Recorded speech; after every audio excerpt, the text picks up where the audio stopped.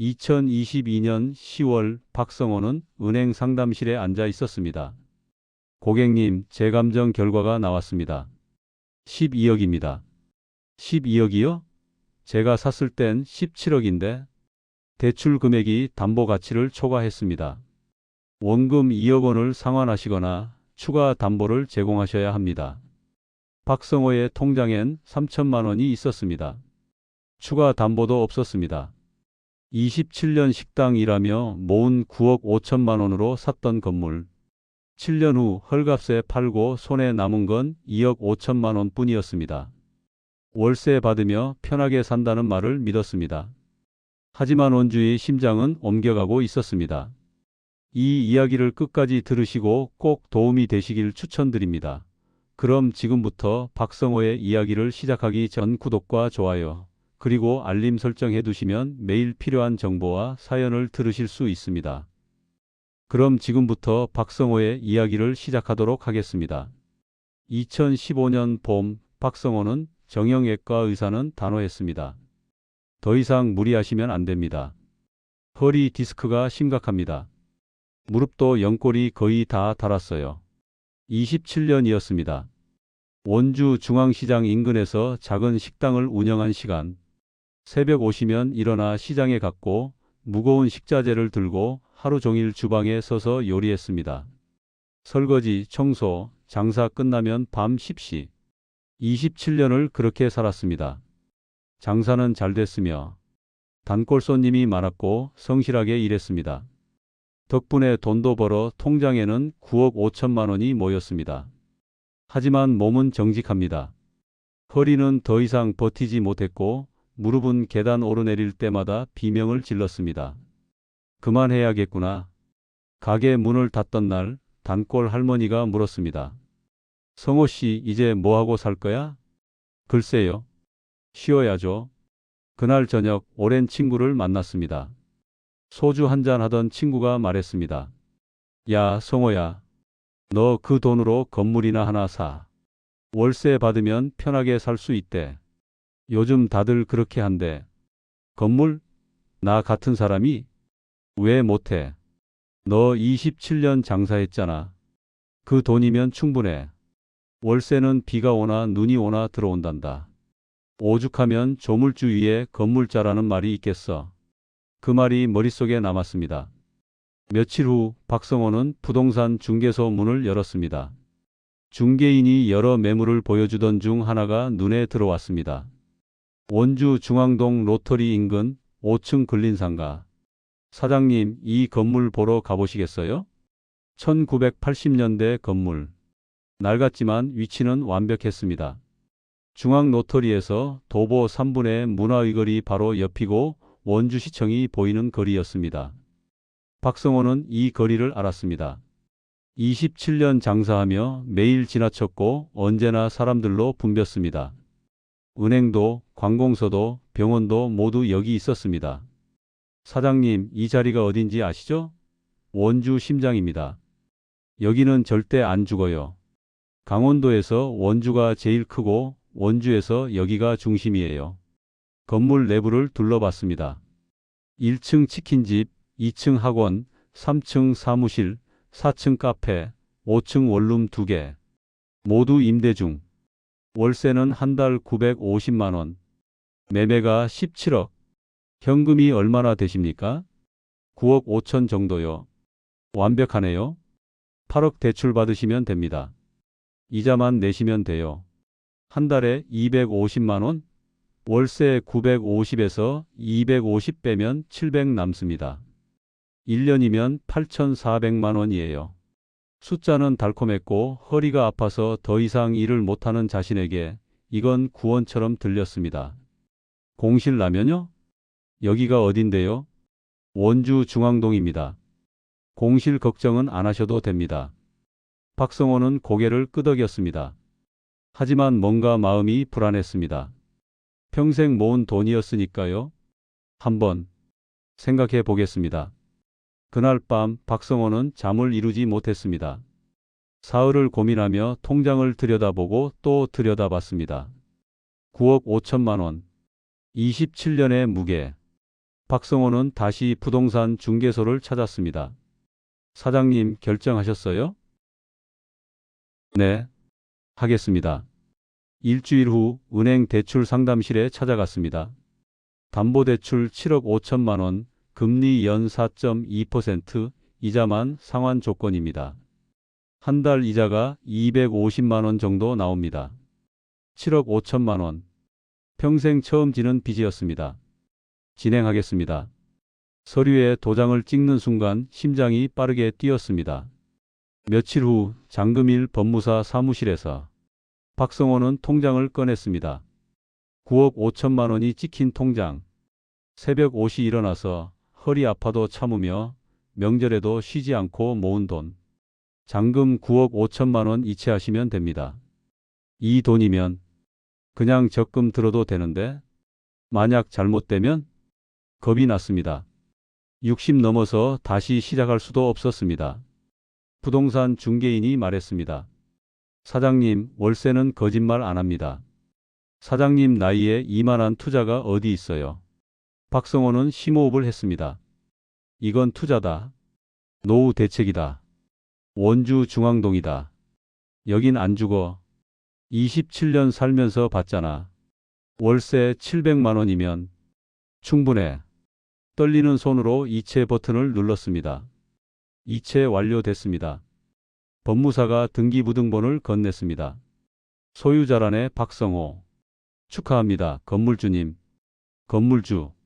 가슴이 두근거렸으며 동시에 불안했습니다. 통장을 확인했습니다. 잔액 0원. 평생 모은 돈이 한순간에 사라졌고 은행 빚 7억 5천만 원이 생겼습니다. 그날 저녁 건물 앞에 섰습니다. 1층 치킨집에서 손님들 웃음소리가 들렸습니다. 2층 학원에선 불이 켜져 있었습니다. 이제 다들 내게 월세를 내겠구나. 이제 편하게 살 수 있을 거야. 그는 스스로에게 떨리는 목소리로 말했습니다. 떨리는 목소리로. 2015년 6월 첫 월세가 들어왔습니다. 박성호는 통장을 확인했습니다. 950만 원. 정확히 들어와 있었습니다. 진짜 들어오네. 가슴이 벅찼습니다. 27년 식당 일하며 하루도 쉬지 못했는데 이젠 가만히 앉아 있어도 월세가 들어왔습니다. 이자 250만 원을 빼고 나니 700만 원이 남았습니다. 한 달 생활비로 충분했습니다. 아니, 넉넉했습니다. 7월, 8월, 9월. 월세는 정확하게 들어왔습니다. 박성호는 가끔 건물에 들러보면 1층 치킨집은 손님들로 붐비고 2층 학원에선 학생들이 오갔습니다. 3층 사무실엔 직원들이 일하며 4층 카페는 주말마다 만석이었습니다. 역시 중앙동이야. 여긴 안 죽어. 친구들을 만나면 자랑했습니다. 나 이제 건물주야. 월세만 700씩 들어와. 와, 너 잘했다. 부럽네. 그해 가을 박성호는 월세 수입으로 작은 아파트를 전세로 얻었습니다. 이제 편하게 살 수 있고 허리도 무릎도 쉴 수 있었습니다. 이거면 되겠다. 노후 걱정 없겠어. 그렇게 6개월이 흘렀습니다. 2016년 초 뉴스에서 이상한 말이 들렸습니다. 원주 혁신도시에 건강보험공단이 이전합니다. 국민연금공단도 원주로 옵니다. 혁신도시. 박성호는 관심 없었습니다. 자기 건물은 중앙동에 있었으니까요.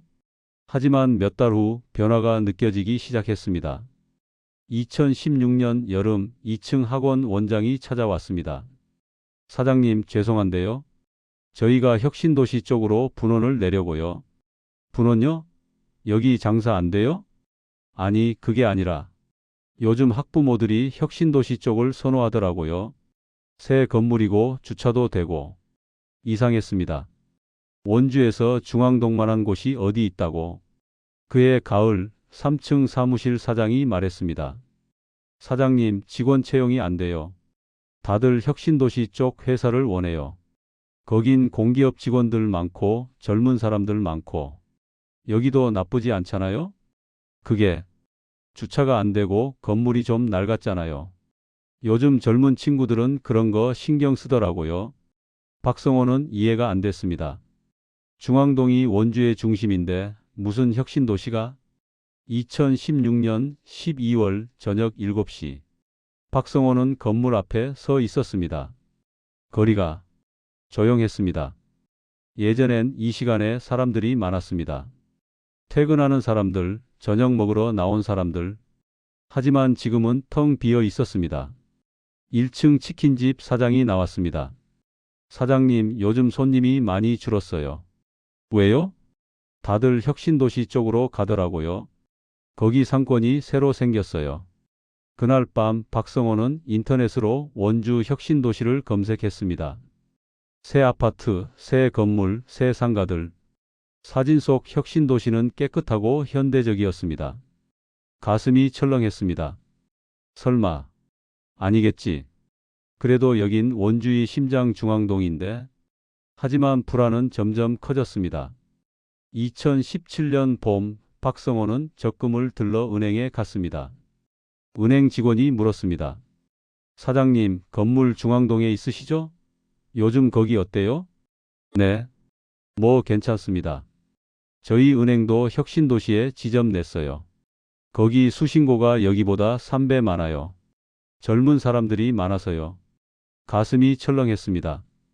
그날 저녁 박성호는 중앙동 거리를 걸었습니다. 27년 전 처음 식당 시작했을 때부터 다니던 길. 하지만 지금은 뭔가 다른 분위기가 확연합니다. 임대합니다. 스티커가 여기저기 붙어 있는 모습이 예전엔 보지 못했던 풍경이었습니다. 단골 분식집이 문을 닫았고 30년 했다던 옷가게도 셔터를 내렸습니다. 며칠 후 원주 MBC 지역 뉴스를 봤습니다.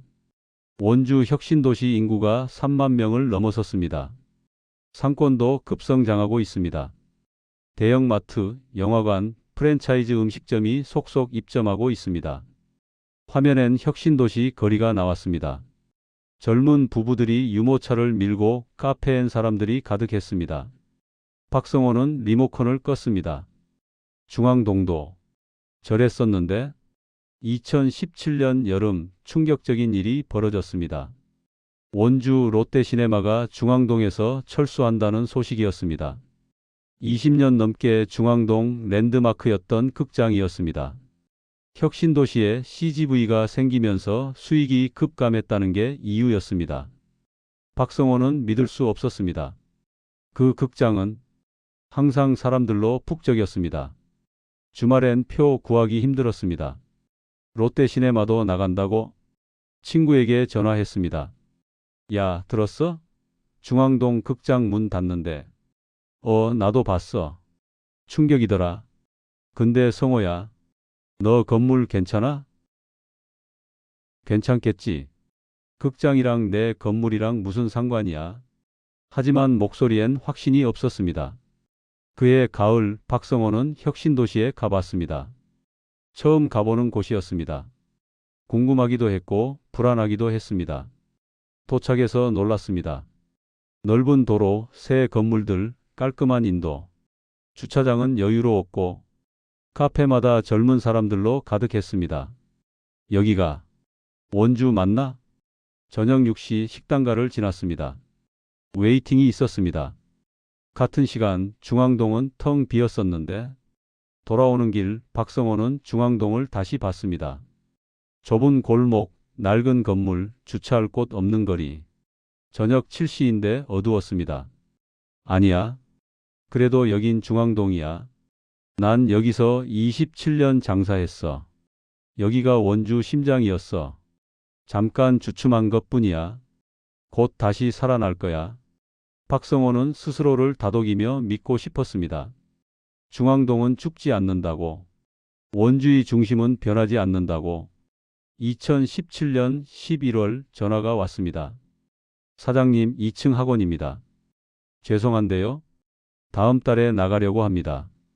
왜요? 장사 안 돼요? 아니, 그게 아니라 혁신도시 분원이 잘 돼서요. 거기로 집중하려고요. 죄송합니다. 그러세요? 전화를 끊었습니다. 손이 떨렸습니다. 2층 학원 월세는 200만 원이었습니다. 12월 2층은 비었습니다. 박성호는 부동산에 임대 광고를 냈습니다. 사장님, 솔직히 말씀드리면 요즘 중앙동은 임차인 구하기 힘듭니다. 왜요? 위치 좋잖아요. 위치는 좋죠. 근데 사람들이 안 와요. 다들 혁신도시 쪽만 봅니다. 그럼 어떡해요? 월세를 좀 낮추시는 게? 얼마요? 200은 힘들고 150 정도면 나갈 것 같습니다. 150만 원, 50만 원을 깎아야 했습니다. 하지만 선택의 여지가 없었습니다. 비워두는 것보다 나았습니다. 2018년 2월 새 임차인이 들어왔습니다. 월세 150만 원. 이제 총 월세는 900만 원이 됐습니다. 950만 원에서 50만 원이 줄었습니다. 박성호는 통장을 확인했습니다. 월세 900만 원, 이자 250만 원, 남는 돈 650만 원. 괜찮아. 650이면 충분해. 그런데 3개월 후 또 전화가 왔습니다. 사장님, 3층 사무실입니다. 월세 좀 조정 가능할까요? 얼마요? 지금 180만 원인데 150만 원으로 해주시면. 왜요? 계약서에 180이라고 돼 있잖아요. 사장님, 저희도 힘듭니다. 직원 구하기도 힘들고 매출도 떨어졌어요. 안 되시면 나가는 것도 고려해야. 나간다는 말에 가슴이 철렁했습니다. 또 공실이 생기면? 또 몇 개월 비워둬야 하면? 알겠습니다. 150만 원 하시죠. 전화를 끊고 한숨을 쉬었습니다. 월세가 또 30만 원 줄었습니다. 이제 870만 원. 그러던 2018년 여름 최악의 일이 벌어졌습니다. 1층 치킨집에서 연락이 왔습니다. 사장님, 이번 달 월세 좀 늦어질 것 같습니다. 얼마나요? 2주만. 아니, 한 달만 기다려 주시면. 1층 치킨집 월세는 300만 원이었습니다. 가장 큰 금액이었습니다. 박성호는 가게에 직접 갔습니다. 저녁 7시. 예전 같으면 웨이팅이 있었을 시간. 하지만 가게엔 테이블 하나만 손님이 앉아 있었습니다. 사장이 민망한 얼굴로 말했습니다. 사장님, 죄송합니다. 매출이 반토막 났어요. 사람들이 안 와요. 다들 혁신도시 쪽으로. 그래도 월세는 내셔야죠. 알아요. 꼭 드릴 거?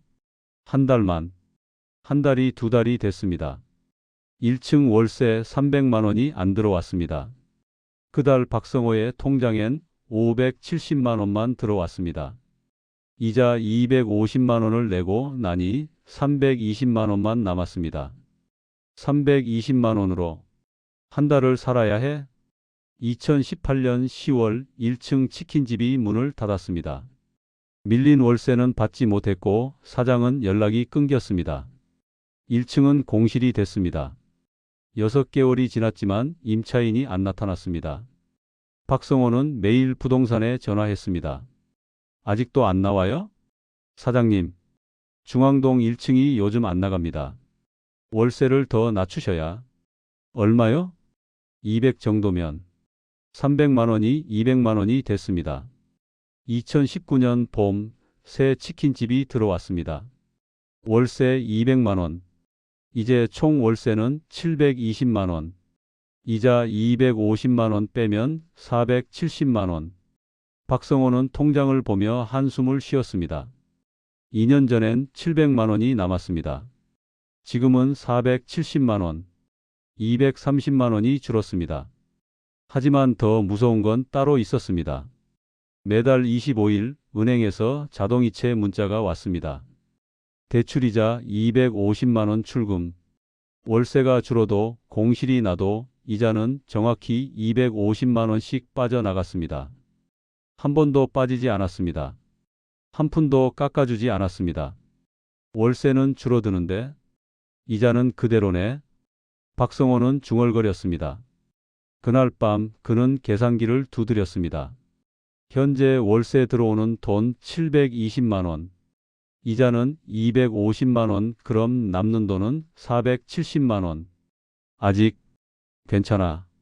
470이면 살 수 있어. 처음보다 많이 줄었지만 스스로 위안해 보지만 손은 떨리고 있었습니다. 2022년 여름 박성호는 우편물 한 통을 받았습니다. 발신인 국민은행. 뭐지? 봉투를 뜯었습니다. 대출만기 안내 2022년 10월 15일 만기 도래. 손이 떨렸습니다. 벌써 7년이 지났습니다. 2015년 건물을 샀을 때 7억 5천만 원을 빌렸습니다. 5년 만기로. 그리고 2020년에 한 번 연장했습니다. 이제 정말 끝이었습니다. 연장하면 되겠지. 전에도 했잖아. 하지만 불안했습니다. 9월 은행에서 전화가 왔습니다. 고객님, 대출 만기 건으로 연락드렸습니다. 한번 방문해 주셔야 할 것 같습니다. 연장하면 되는 거 아닌가요? 전에도 했는데. 그게 제 감정을 해야 해서요. 방문 부탁드립니다. 제 감정? 가슴이 철렁했습니다. 일주일 후 감정평가사가 건물에 왔습니다. 건물을 둘러봤습니다. 1층부터 5층까지. 낡은 벽, 오래된 화장실, 좁은 계단. 여기 몇 년도 건물이죠? 1987년입니다. 35년 됐네요. 감정평가사는 메모했습니다. 주변 상권은 어떤가요? 공실은 얼마나 되고? 지금은 2층이 비어 있습니다. 얼마나 됐어요? 석 달쯤. 감정평가사는 고개를 끄덕이며 적었습니다. 2주 후 결과가 나왔습니다. 박성호는 은행 상담실에 앉아 있었습니다. 직원이 서류를 펼쳤습니다. 고객님, 재감정 결과가 나왔습니다. 얼마죠? 12억입니다. 머릿속이 하얘졌습니다. 12억이요? 제가 샀을 땐 17억인데. 네, 알고 있습니다. 하지만 현재 시장 상황이 그렇습니다. 중앙동 상권이 많이 위축됐고 건물도 노후됐고. 박성호는 말을 잇지 못했습니다. 직원이 계속 말했습니다. 문제는요, 고객님 대출 잔액이 7억 5천만 원입니다. 담보가치 12억에 LTV 60%가 7억 2천만 원인데 그게 무슨 뜻이죠? 대출 금액이 담보 가치를 초과했다는 뜻입니다. 그럼 어떻게 되는 건가요? 직원은 잠시 침묵했습니다. 그리고 조심스럽게 말했습니다. 두 가지 방법이 있습니다. 첫째, 원금 2억 원을 상환하시는 겁니다. 그러면 5억 5천만 원이 남고 이건 담보 범위 아니라 연장 가능합니다. 2억이요? 네. 아니면 둘째, 추가 담보를 제공하시면 됩니다. 부동산이나 예금이나. 박성호는 입을 다물었습니다. 2억. 통장엔 3천만 원이 있었습니다. 월세로 근근히 사는 돈. 추가 담보? 없었습니다. 이 건물 외엔 아무것도 없었습니다. 고객님? 생각 좀 해보겠습니다. 만기가 한 달 남았습니다. 그때까지 결정하셔야 합니다. 박성호는 비틀거리며 은행을 나왔습니다. 거리가 빙글빙글 돌았습니다. 2억을 어디서 구해? 그날 밤 잠을 이루지 못했습니다. 친구에게 전화했습니다. 야, 혹시 2억 빌려줄 수 있어? 2억? 갑자기 왜? 은행에서. 원금 갚으래. 미쳤냐? 나도 없어. 대출 받아봐. 대출? 이미 7억 5천이 있는데. 가족에게 전화했습니다. 엄마, 나 돈 좀 빌려줄 수 있어? 얼마? 2억. 뭐? 너 무슨 일 있냐? 설명할 수 없었습니다. 전화를 끊었습니다. 2주가 지났습니다. 방법이 없었습니다. 10월 5일 은행에서 다시 전화가 왔습니다. 고객님, 만기 10일 남았습니다. 결정하셨나요? 저 2억은 없습니다. 그럼 건물 처분을 생각하셔야 할 것 같습니다. 네. 담보 부족으로 연장이 불가능합니다. 만기일까지 상환이 안 되면 경매로 넘어갑니다. 경매. 그 단어가 귓가를 때렸습니다. 잠깐만요. 그럼 제가 팔면 되는 거죠? 네, 빨리 매각하셔서 대출 상환하시면 됩니다. 전화를 끊었습니다. 박성호는 그제야 알았습니다. 자신은 건물주가 아니었습니다. 7년 동안 은행에 월세를 입금해주는 기계였습니다. 그리고 이제 그 기계도 필요 없어진 겁니다. 다음 날 박성호는 부동산 중개소 문을 열었습니다. 사장님, 건물 팔려고 합니다. 아, 네. 급하신가요? 네. 한 달 안에 팔아야 합니다. 중개인의 표정이 미묘하게 변했습니다. 한 달요? 그건 좀 안 되나요? 아니, 되긴 한데 가격이 좀 낮아질 수밖에 없습니다. 금매로 나가면 얼마에 내놓으면 되죠? 중개인은 계산기를 두드렸습니다. 요즘 중앙동 시세가 평당 한 650 정도 하는데 금매면 600선에서 그럼 총 얼마죠? 11억에서 12억 사이? 박성호는 가슴이 무너졌습니다. 7년 전 17억에 샀습니다. 이제 12억이라고? 더 받을 순 없나요? 시간 있으시면 천천히 파세요. 13억, 14억도 가능합니다. 근데 한 달 안에는 알겠습니다. 12억에 내놓으세요. 매물이 나갔습니다. 일주일이 지났습니다. 반응이 없었습니다. 사장님, 문의가 안 들어옵니다. 왜요? 중앙동을 다들 꺼려해요. 요즘 투자자들은 혁신도시만 봅니다. 그럼 어떡해요? 가격을 좀 더 내리시는 게. 얼마요? 11억 정도면 나갈 것 같습니다. 11억. 또 1억이 깎였습니다. 하지만 선택의 여지가 없었습니다. 알겠습니다. 2주가 지났습니다. 한 투자자가 건물을 보러 왔습니다. 30대 후반쯤 되어 보였습니다. 건물을 둘러보더니 고개를 저었습니다. 너무 낡았네요. 리모델링 비용이 만만치 않겠는데? 위치는 좋잖아요. 위치요? 중앙동이 지금 어떤데요? 공실투성이에 사람도 없고. 이거 사서 뭐 하겠어요? 박성호는 대꾸하지 못했습니다. 투자자가 말했습니다. 10억이면 생각해 볼게요. 10억이요? 지금 11억에 나왔는데? 금매잖아요. 제 말이 싫으시면 다른 분 기다리세요. 그리고 돌아섰습니다. 박성호는 그의 뒷모습을 바라봤습니다. 만기일까지 일주일 남았습니다. 중개인에게 전화했습니다. 10억에 팔겠습니다. 네, 알겠습니다. 연락드릴게요. 사흘 후 계약이 성사됐습니다. 매각가 10억 원. 7년 전 17억에 산 건물이 10억이 됐습니다. 법무사 사무실. 잔금일. 박성호는 서류에 도장을 찍었습니다. 통장에 10억이 들어왔습니다. 그리고 바로 7억 5천만 원이 빠져나갔습니다. 은행 대출 상환. 남은 돈 2억 5천만 원. 박성호는 통장을 보며 멍하니 앉아 있었습니다. 7년 전 이 건물을 살 때 본인 돈 9억 5천만 원을 넣었습니다.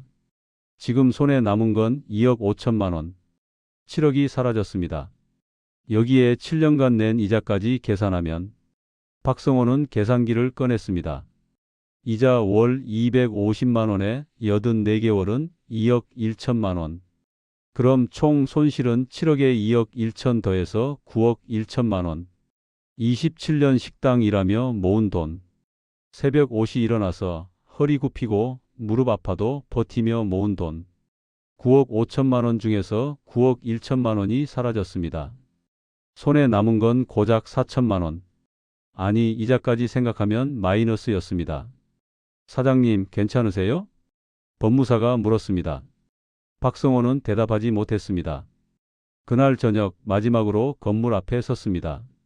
이제 남의 건물이었습니다. 7년 동안 매달 통장을 확인하며 살았던 건물. 월세가 들어올 때마다 안도했고 공실이 생길 때마다 불안해했던 건물. 건물을 팔았는데 내 인생에 10년도 같이 넘겼네. 발길을 돌렸습니다. 돌아보지 않았습니다. 2023년 봄 박성호는 작은 원룸에서 눈을 떴습니다. 전세 2억 원짜리 아파트. 침대 하나, 책상 하나, TV 하나. 이게 전부였습니다. 통장을 확인했습니다. 잔액 5천만 원. 2억 5천만 원 중에서 벌써 2억이 사라졌습니다. 생활비로 조금씩 쓴 돈. 이 돈으로 얼마나 더 버틸 수 있을까? 계산했습니다. 한 달에 150만 원씩 쓰면 3년. 그 후엔 모릅니다. 창밖을 봤습니다. 중앙동이 보였습니다. 아직도 그 거리엔 임대합니다. 간판이 붙어 있었습니다. 친구에게 전화가 왔습니다. 성호야, 요즘 어떻게 지내? 그냥 살아. 건물 판 거 후회돼? 박성호는 잠시 침묵했습니다. 후회. 그건 아니야. 팔 수밖에 없었어. 근데 믿었던 게 후회돼. 월세 받으며 편하게 산다는 그 말. 나는 그걸 믿었어. 하지만 월세는 고정 수입이 아니더라. 공실 나면 줄고, 임차인이 인하 요구하면 줄고, 연체하면 안 들어오고. 전화 너머로 한숨 소리가 들렸습니다. 그리고 알았어. 도시도 움직이고, 상권도 움직이고, 사람도 움직인다는 걸. 그날 저녁 박성호는 혼자 소주를 마셨습니다. 나는 믿었어. 원주는 강원도 중심이니까 중앙동은 절대 안 죽는다고. 하지만 틀렸습니다. 지방 중심 도시라도 구도심은 쇠퇴할 수 있었습니다. 원주도 예외는 아니었습니다. 혁신 도시가 생기면서 모든 게 달라졌어. 새로운 중심이 생기니 옛 중심은 외곽이 됐습니다. 사람들은 새 것을 좋아했습니다. 깨끗한 건물, 넓은 주차장, 젊은 상권. 중앙동엔 없는 것들이었습니다. 박성호는 소주잔을 비웠습니다. 비 오나 눈 오나 월세는 들어온다고 했어. 하지만 거짓말이었습니다. 공실 나면 안 들어왔고, 임차인이 힘들어하면 깎아줘야 했고, 연체하면 받지 못했습니다. 월세는 언제든 줄어들 수 있었습니다. 이자만 내면 된다고 했어. 편하다고. 7억 5천만 원 대출. 원금은 안 갚고 이자만 냈습니다. 한 달에 250만 원. 7년간 2억 1천만 원. 하지만 담보 가치가 떨어지니 그게 덫이 됐습니다. 이자만 내는 대출은 시간을 사는 것이었습니다. 그리고 시간이 끝나면 끝이었습니다. 박성호는 고개를 떨궜습니다. 한 번도 생각 안 했어. 이걸 언제 얼마에 팔 수 있을까? 그냥 평생 가지고 있을 줄 알았습니다. 월세 받으며 편하게 늙을 줄 알았습니다. 출구는 생각하지 않았습니다. 출구 전략 없는 투자는 노후가 아니었습니다. 통장을 다시 봤습니다. 5천만 원. 27년 식당 일하며 모은 9억 5천만 원. 7년 건물주 하며 쓴 2억 1천만 원 이자. 그리고 손에 남은 5천만 원. 내 선택이었어. 스스로에게 말했습니다. 누가 강요한 것도 아니고 사기당한 것도 아니야. 하지만 허무했습니다. 60대 중반. 허리도 무릎도 망가진 몸. 남은 돈 5천만 원. 창밖 중앙동을 봤습니다. 여전히 조용한 거리. 꺼진 간판들. 텅 빈 건물들. 원주의 심장은 옮겨갔습니다. 박성호는 중얼거렸습니다. 그런데 저는 옛 심장 자리에 남아 있었습니다. 소주병을 내려놓았습니다. 그날 밤 그는 오랜만에 깊은 잠에 들었습니다. 후회도 분노도 아닌 그저 깊은 허무함과 함께. 박성호의 이야기는 여기서 끝입니다. 하지만 이 이야기는 원주에서만 일어나는 일이 아닙니다. 진주, 춘천, 청주, 전주, 포항, 지방 중심 도시마다 비슷한 이야기가 반복되고 있습니다. 구도심 건물을 샀다가 혁신 도시가 생기면서 월세가 줄어들고 담보 가치가 떨어지고 결국 헐값에 팔게 되는 사람들. 그들은 나쁜 사람이 아닙니다. 평생 성실하게 일했고 노후를 준비하려 했던 사람들입니다. 다만 몰랐을 뿐입니다. 도시가 움직인다는 것을, 상권이 늙는다는 것을, 월세가 고정 수입이 아니라는 것을, 이자만 내는 대출이 시한폭탄이라는 것을. 27년 허리 굽혀 모은 돈 10년 만에 사라졌습니다. 당신의 노후 자금은 안전합니까? 이 영상이 도움이 되셨다면 좋아요와 구독 부탁드립니다. 여러분의 응원이 더 나은 콘텐츠를 만드는 힘이 됩니다. 댓글로 여러분의 생각을 나눠주세요. 부동산 투자 경험이 있으신가요? 노후 준비는 어떻게 하고 계신가요? 이 이야기에서 무엇을 느끼셨나요? 알림 설정을 해두시면 새 영상을 놓치지 않으실 수 있습니다. 여러분의 노후가 안전하길 바랍니다. 감사합니다.